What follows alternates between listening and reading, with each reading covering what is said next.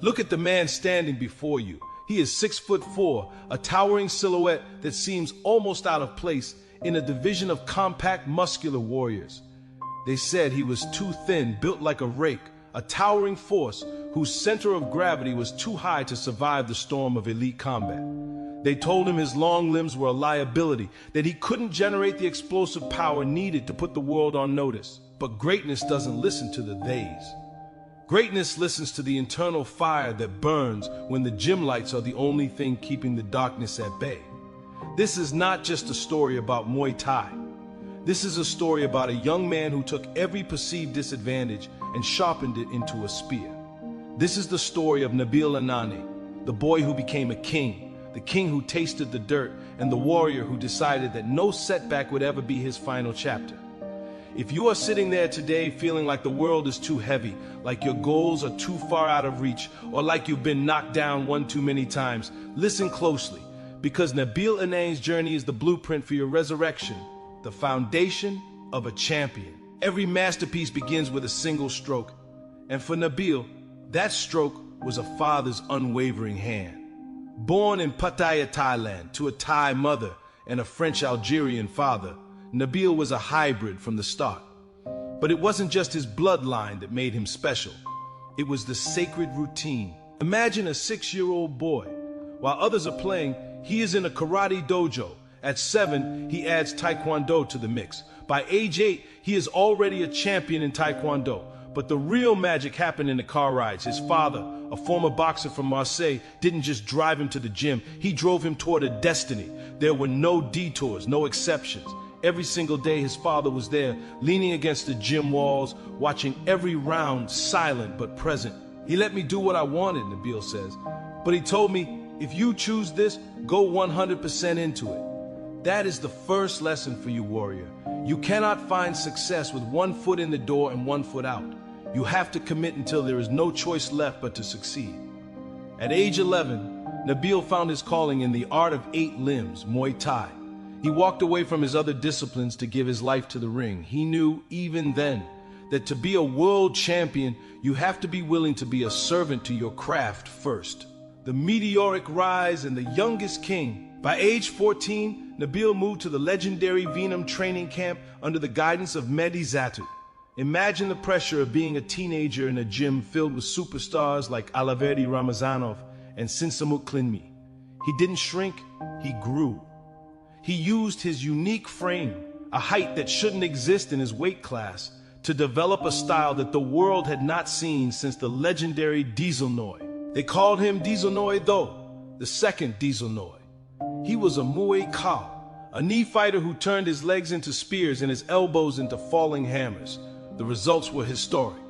At just 17 years old, while most kids were worried about exams, Nabil Anane was standing in the center of the ring as the youngest ever WBC Muay Thai world champion. He didn't stop there. He captured belts in 2 different divisions via knockout. He was 19 years old, undefeated on the major circuit, and the world was at his feet. He was invited to the global stage, the biggest martial arts organization on the planet. He was the prodigy, the towering force, the man who couldn't be touched. And then, in 2 minutes and 3 seconds, the tower collapsed. The darkest hour. The world is watching. Nabil faces the pound-for-pound great Superlek Kiatmoo9. The height advantage is 7 inches in Nabil's favor. Looks like an easy night, but the veteran Superlek does what life often does to the overconfident. He finds the hole in the armor. A single body shot. A crunching straight punch to the liver. The young king went down. He couldn't get up. The debut that was supposed to be a coronation became a nightmare. The critics who said he was too thin, too fragile, too inexperienced, they all came out of the woodwork. He's not ready, they said. The weight class is too strong for him, they whispered. Warrior, this is where most people quit. When the hype dies and the reality of a crushing defeat sets in, most people find a reason to walk away. But Nabil didn't fold. He realized that being tall isn't enough. You have to be technical. He realized that reach is a gift, but discipline is the weapon. He went back to the gym. He addressed his weaknesses. He sharpened his tall man style to ensure that no one would ever get that close to his body again.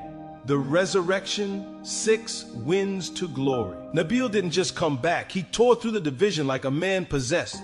He moved to bantamweight, a division that better suited his 192 centimeters frame. One by one, the elite fell. Nakrov Fairtex knocked out. Muay Thai PK Sanchai dominated. Kulub Dam crushed by a knee that pierced the sky. Felipe Lobo beaten by a technical masterclass. He earned a 6-figure contract. He earned his respect back. But there was one man standing in the way of the ultimate goal. The King of the North, Nico Carrillo.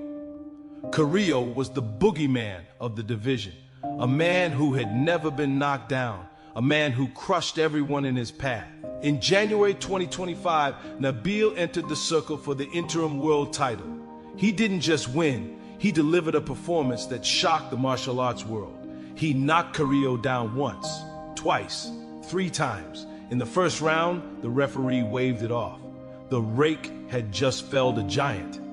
As his father rushed into the circle to celebrate, 15 years of no detours and no exceptions finally culminated in a world title belt around his waist. Redemption and the undisputed crown. But there was still a ghost in the room. Superlek. To be a true king, Nabil knew he had to erase the memory of his debut loss. In March 2025, the rematch was set. This time it was different. This time, Nabil didn't just survive, he dominated. He used his reach like a wall. He used his knees like spears. He beat the legend by unanimous decision, snapping Superlek's 11-fight win streak. When Superlek failed to make weight for that fight and was stripped of the title, Nabil was elevated to the undisputed king of the bantamweight division. At 21 years old, he had done it all. He was the champion of the world. He was the hybrid fighter of the year. He had proven that your start does not define your finish. The new challenge, March 2026 and beyond. But the life of a warrior is never static. In March 2026, Nabil faced his first title defense against Rambolek Shor Ajalabun. It was a 5-round war. Rambolek was calculated, targeting Nabil's long legs, slowing the giant down. For the first time in a long time, the tower fell again. Rambolek dropped him twice with thunderous overhand rights. Nabil lost his belt that night. And what did he do? Did he cry? Did he say he was finished? No. He spoke about 2026 being a foundation for something even bigger. He spoke about moving into kickboxing gold. He spoke about fighting anyone, anywhere, just for the experience. There is no secret to my success, Nabil says. I'll just continue to work hard and have discipline all the time. That's it. It's easy to know how, but it's hard to do. He knows that behind every victory, there are small problems that you must surpass. He knows that being a champion isn't about holding a belt. It's about the raw discipline that builds a beast. The call to action. Warrior, look at Nabil Anane. He has been the youngest champion in history, and he has been the kid knocked out on the floor in his debut. He has been the undisputed king, and he has been the man who just lost his title. But he is still standing. He is still working. He is 22 years old and already a legend because he refuses to let a moment of defeat become a lifetime of failure. What is your body shot today? What is the setback that has you pinned to the canvas? Is it a failed business? A broken relationship? A goal that feels 1,000,000 miles away? Nabil's story tells you that it doesn't matter how tall you are or how thin your frame is. What matters is the torque you generate from your soul. It tells you that if you want something, you just kept pushing through. You don't ask if it's meant for you. You go get it. The gym is open. The road is waiting. Your father, your family, your future, they are all watching. Will you be the one who folds when the liver shot lands, or will you be the one who gets back up, retools, and knocks out the king of the north? Hard work is the only language the universe respects. Stop talking. Start training. Be the tower that refuses to fall. Truly motivated warriors. Unleash the greatness within.